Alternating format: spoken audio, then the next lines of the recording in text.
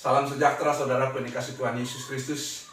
Puji syukur kita boleh kembali berjumpa untuk bersama-sama menghayati akan kasih setia Tuhan. Pada hari ini, di hari Rabu, tanggal 7 Oktober di tahun 2020. Kita akan membaca, mendengar, dan merenungkan sebagian dari sabda kebenaran firman Tuhan. Bacaan kita terambil dari Kisah Rasul pasalnya yang ke-20, ayatnya yang ke-7 hingga ayatnya yang ke-17. Sebelum kita membaca, mendengar, dan merenungkannya, mari kita satu dalam doa dan kita berdoa. Kami bersyukur kepadamu Tuhan, karena Engkau masih berikan kami kehidupan, dan Engkau masih berikan waktu dan kesempatan untuk kami kembali menghayati sabda kebenaran firman. Anugerahkanlah atas kami roh-Mu yang kudus, sehingga lewat sabda terang firman Tuhan yang kami baca, dengar, dan renungkan ini, dimampukan kami dalam kekuatan Roh Kudus melakukannya. Dalam nama Tuhan Yesus, kami berdoa dan bermohon. Amin.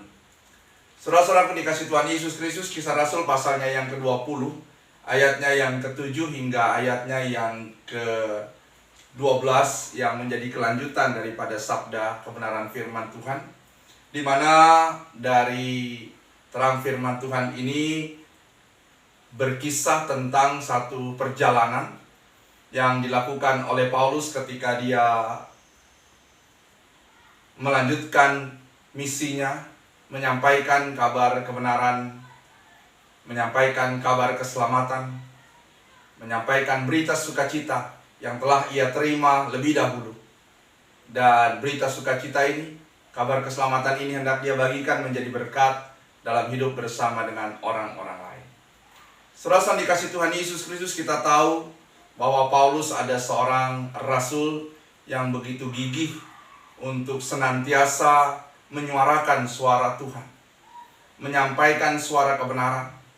Paulus begitu gigihnya dalam ketekunan, dalam ketaatannya untuk menyampaikan kabar kebenaran firman, sehingga ada satu slogan yang ia miliki: bagiku hidup adalah Kristus dan mati adalah keuntungan. Di mana bagi Paulus, dia rindu untuk senantiasa membentangkan, memberitakan kabar keselamatan, kabar sukacita. Nah, saudara dikasih Tuhan Yesus Kristus, dari Kisah Rasul pasalnya yang ke-20, ayatnya yang ke-7 sampai dengan ayatnya yang ke-12, yang di dalamnya ini juga tentu sangat berkaitan dari bagian firman Tuhan, dari ayatnya yang pertama, yang di dalamnya Paulus melanjutkan tugasnya. Paulus melanjutkan apa yang akan dia sampaikan dalam karya Allah, dalam anugerah, dalam kekuatan yang tentunya datang daripada Roh Kudus. Ketika Paulus ada dalam suatu persekutuan yang disebut di sana di Troas, dalam bacaan firman Tuhan, di mana Paulus dia dengan ketaatannya, dengan kesetiaannya, dia mau memberitakan dan dia membentangkan firman Tuhan. Dan saudara dikasih Tuhan Yesus Kristus, sungguh kita menemukan bagaimana ketika Paulus menyampaikan firman Tuhan, dia rindu supaya firman ini menjadi berkat dalam kehidupan bersama dengan persekutuan. Terlebih untuk mereka yang sudah mengenal Kristus dan juga bagi mereka yang belum mengenal Kristus, supaya anugerah keselamatan yang telah menjadi bagian dalam dirinya menjadi juga dalam kehidupan bersama dengan orang lain. Saudaraku, keluargaku yang dikasih Tuhan Yesus Kristus, keberadaan Paulus dimanapun ia pergi, memberitakan kabar keselamatan tentunya, dan melanjutkan kehidupan tentunya, menjadi sesuatu yang dinantikan oleh banyak orang.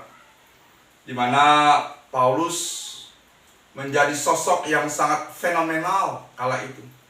Bagaimana Paulus menyampaikan dalam keberaniannya, sekalipun rintangan dan tantangan untuk menyampaikan kabar sukacita menjadi kendala yang harus ia hadapi. Tapi sekali lagi, seperti apa yang dia imani, bagiku hidup adalah Kristus dan mati adalah keuntungan. Satu sukacita bagi dirinya ketika dia menyampaikan dan mengabarkan kabar sukacita, kabar keselamatan. Sekalipun waktu yang singkat, dia senantiasa mau mempergunakan waktu itu, supaya waktu yang ia boleh miliki itu dapat dia bagikan dalam suatu pengajaran, dalam suatu pemahaman yang benar, dalam satu pemahaman yang baik, dalam satu pengenalan kepada Allah dalam Kristus Yesus yang telah menjadi Tuhan dan Juru Selamatnya.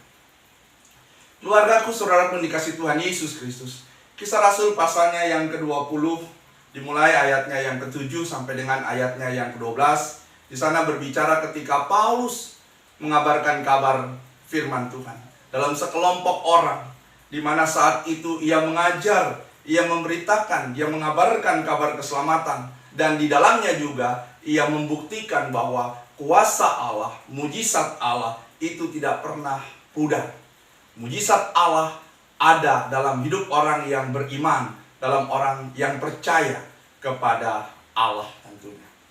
Nah, saudara-saudara dikasih Tuhan Yesus Kristus, dari bacaan ini dalam Kisah Rasul pasalnya yang ke-20, ayatnya yang ke-7 sampai dengan ayatnya yang ke-17, di sana sangat menarik bagaimana setiap perkataan, setiap pengajaran Paulus itu didengar dengan sungguh-sungguh, didengar dengan baik.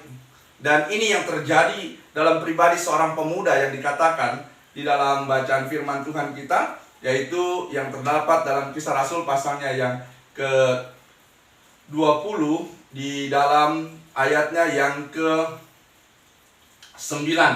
Dikatakan seorang muda bernama Eutikus duduk di jendela. Eutikus duduk sambil mendengar.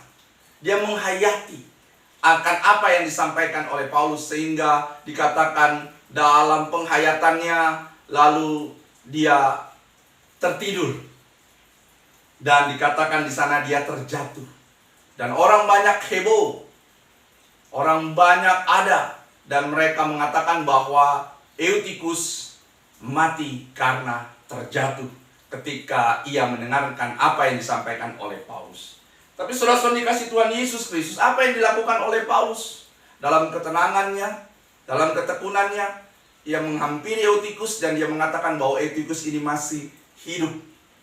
Dan benar bahwa Eutikus tidak mati, tetapi ia hidup.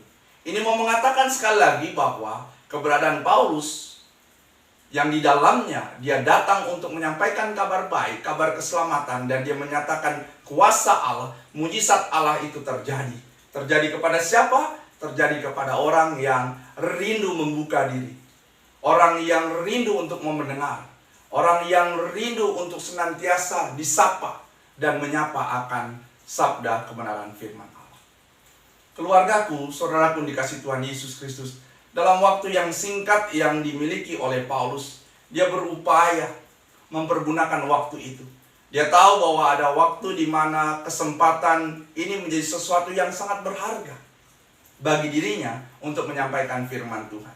Sebelum ia melanjutkan perjalanannya, sebelum ia melakukan tugas dan tanggung jawabnya, sebelum ia mengakhiri tempat di mana ia melayani, dia dalam kegigihannya, ia dalam ketekunannya, bahkan ia dalam keberadaannya, dalam ketulusannya menyampaikan dan mengabarkan kabar keselamatan. Tidak ada waktu bagi dia untuk membuang apa yang baik yang harus dia sampaikan dan harus dia lakukan. Perpisahan yang akan terjadi dalam keberadaan dirinya dengan jemaat yang ada di Troas, ia pergunakan dengan sangat baik, sehingga dari apa yang dilakukan oleh Paulus itu memberikan arti yang baik, itu memberikan arti yang positif. Nah, ini tandanya saudara-saudara dikasih Tuhan. Ketika kita coba untuk merenungkan sabda kebenaran firman Tuhan ini, maka saya dan saudara, kita kembali diingatkan bagaimana kita boleh mempergunakan waktu yang ada. Waktu untuk apa? Waktu untuk memberikan hal-hal yang baik, waktu untuk memberikan hal-hal yang positif. Atau dalam bahasa Kristiani, saudara dan saya, kita diminta untuk boleh ada menghadirkan shalom, damai sejahtera yang datang daripada Allah. Menghadirkan berkat dalam hidup bersama dengan orang lain. Menghadirkan berkat bukan hanya diukur dengan berapa banyak materi yang kita berikan, tapi menghadirkan berkat adalah bagaimana kita boleh dapat menghadirkan diri kita untuk mendatangkan sesuatu yang berarti bagi orang-orang lain. Biarlah dalam perjalanan hidup yang kita jalani, kita dimampukan untuk dapat melakukannya. Dan ini pun dapat kita lakukan jika kita tetap ada dalam hidup, dalam iman, dalam keyakinan hanya kepada Allah, Bapa Tuhan kita, yang akan menuntun kita melalui karya Roh Kudus. Tuhan Yesus memampukan kita untuk melakukannya. Terpujilah Tuhan kekal selamanya.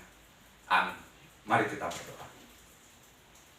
Kami berterima kasih Tuhan untuk bacaan firman yang Kau berikan bagi kami. Biarlah bacaan firman ini mengingatkan bagi kami, untuk kami dapat mempergunakan waktu kami dengan baik, dan dalam waktu yang Kau berikan, itu juga boleh menjadi berkat dalam hidup kami bersama dengan orang-orang lain. Ya Bapa, Tuhan yang Maha Pengasih, kami sadar kami tidak mampu untuk dapat melakukannya, kalau bukan karena Tuhan yang memberikan kemampuan bagi kami untuk melakukannya. Kami berterima kasih Tuhan untuk perjalanan sepekan yang Kau berikan bagi kami. Dan biarlah kami boleh terus menghayati akan setiap kasih dan cinta yang Tuhan berikan. Dan tentunya kami berdoa dan bermohon, biarlah perjalanan kehidupan kami dalam sepekan yang akan berjalan, itu juga tetap ada dalam anugerah, kasih dan bimbingan Tuhan. Ya Bapa, terpujilah Engkau Tuhan, kekal kini selamanya. Amin. Sampai berjumpa pada pekan yang akan datang. Tetap jaga kesehatan, tetap kita melakukan hal-hal yang baik, supaya kita tetap ada dalam penyertaan daripada Allah.